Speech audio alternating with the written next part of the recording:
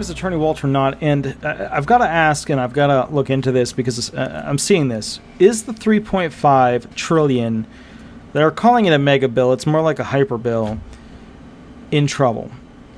Here we go. Politico Congress, two senior Dem centrists send Pelosi demands for 3.5 trillion mega bill. Here we go. Reps Stephanie Murphy and Henry Keller, and I'm not sure, want the legislation, sorry, it's really, really late, fully paid for, and 72 hours to review the legislation before a House floor vote. Let me read it again. Two elements. They want the legislation fully paid for, like where's the money going to come from, and two, which makes sense, and two, 72 hours to review the legislation before a House floor vote. Here's the funny thing. This mega bill is probably going to be so many pages that it could not be physically read by one person in 72 hours, unless they were really good at speed reading. So I don't even think 72 hours is fair. But anyways, let's go into this. All right. Two key moderate House Democrats want Speaker Nancy Pelosi to make further assurances regarding Democrats' massive social spending bills, saying they are necessary to obtain our support. And they need them because, bottom line is, the more that are not on board, the more the Republicans have, capacity to go ahead and end the 3.5 trillion spending vote. It's the latest salvo between the Democratic Party's warring factions over the size, scope, and sequencing of the up to 3.5 trillion piece of legislation, which Pelosi hopes to put it to a vote on the floor by the end of the month.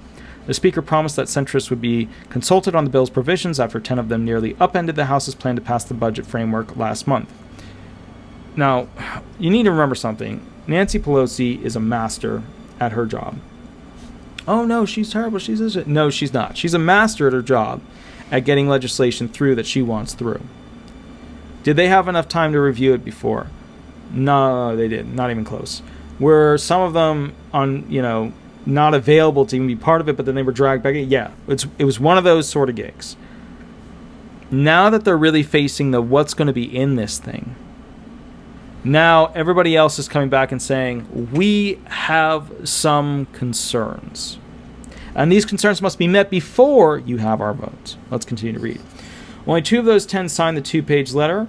Reps Stephanie Murphy, Democrat Florida, I'm sure more will, and Henry Keller, I'm not sure, Democrat Texas.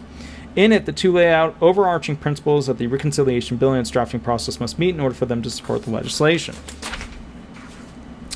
Their requests include that the bill be pre-conferenced with the Senate to avoid having to make any major changes in either chamber, and that the bill be paid for within the exception of its climate provisions, and for members to be given at least 72 hours to review the legislation before it comes to the House floor. All right, so let's go through each one of these. Number one, they want a pre-conference with the Senate because what they try to do with these, they force them through as they are, then they just make them, they get the people all excited about, oh, they're going to spend, we're going to get some, money's going to go to this, we really want it.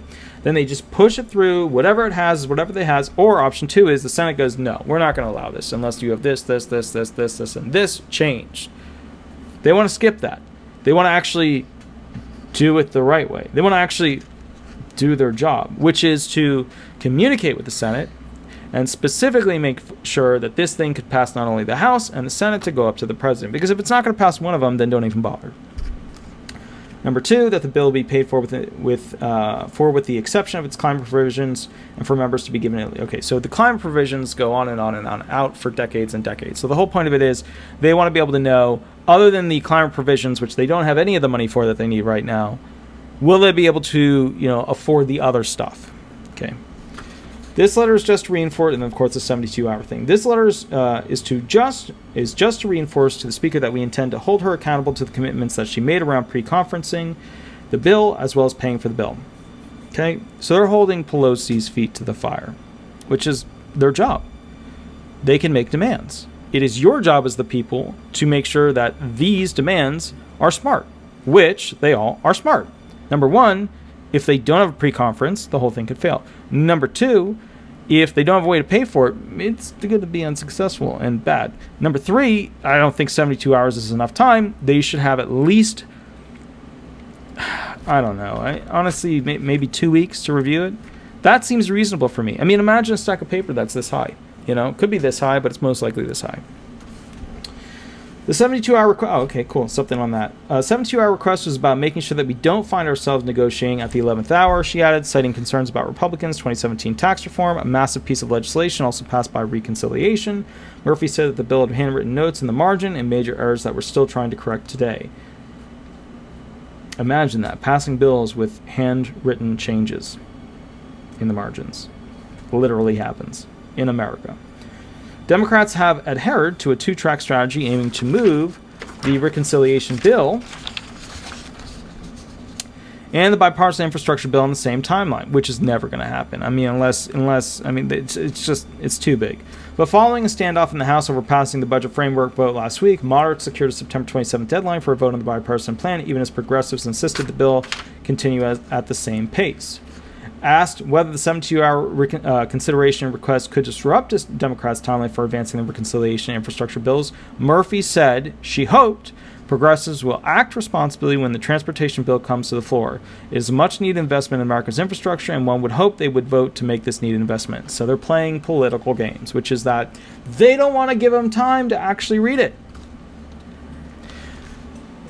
The only job of our House of Representatives and our Senate is to essentially look at the paperwork, the bills that come to them, discuss them, complain about what they don't like, change it, pre-conference with the other group, and then figure out a way how it'll help the American people. What this person is saying is, well, one would hope that they would vote to make this needed investment and not actually read the bill. So essentially what's going on here is political BS. We expect our politicians to actually read the bills that they're passing.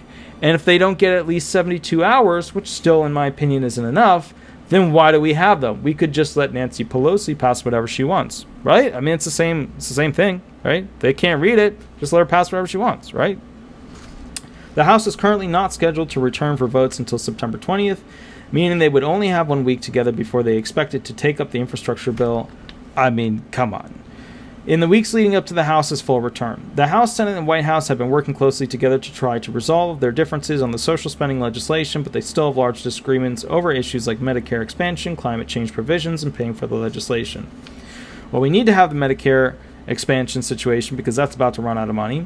The climate change provisions are going to have to take a seat for a little while because we don't have the money to pay for them. And paying for the legislation in general, well, we're running out of money with our trust funds for Social Security benefits, and our military is, of course, now needing more funding. So, yeehaw. On Thursday, Senator Joe Manchin, Democrat, is that West Virginia, a key moderate, urged a strategic pause on the reconciliation legislation in a Wall Street Journal op-ed, citing concerns about inflation and the national debt.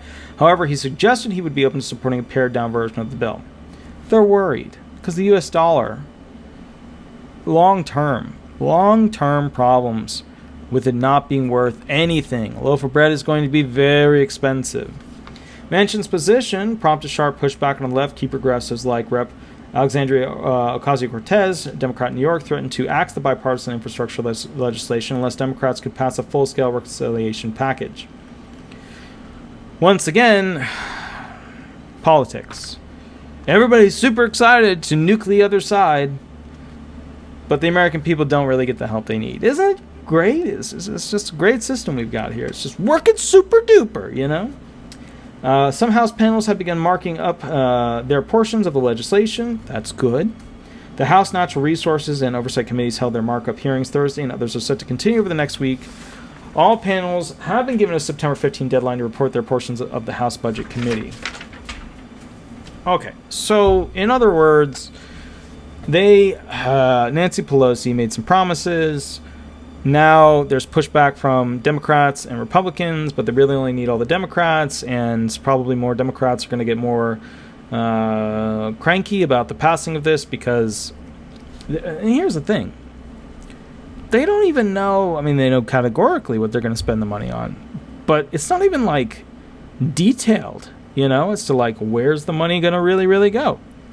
Sure, it'll go to this agency and do this thing and yada yada, but it's not they could just kind of repurpose it with the same sort of title, and all of a sudden, whoa, a lot of your tax dollars, or actually, I shouldn't say a lot of your tax dollars, I should properly say this, a lot of your children's tax dollars are essentially going to have to pay for that. But we're not going to go into that. Anyways, my point is this. It appears the $3.5 trillion bill has some issues. We are seeing some Democrats becoming vocal. We are expecting to see more Democrats becoming vocal. I'm not saying it's a bad bill. I have not read the entire thing, nor am I going to read the entire thing. I'm not going to have the time to do that. But I will say this. It is a lot of money to spend for our very weak and dying of cancer right now United States dollar. So it's just, we've got a good infrastructure. It's not great, but to spend $3.5 trillion on it right now, you know, that's, to be fair, that's like me buying a brand new, like, super maxed out bus to go meet with the homeless in, right? And it's like an office on wheels, right? That's like me spending, let's say, $250,000 on a maxed out super bus to go work with the homeless, right? Lots of infrastructure, industry happening. Here we go, right? But was it necessary? No, I could still set up a tent somewhere and work with the homeless. I can still meet with them at churches. I can still meet with them at offices. I can still meet with them at, you know, homeless help facilities. Was the bus necessary? And you got to ask yourself, you know, was it necessary? Anyways, guys, my name is Attorney Walter Knott.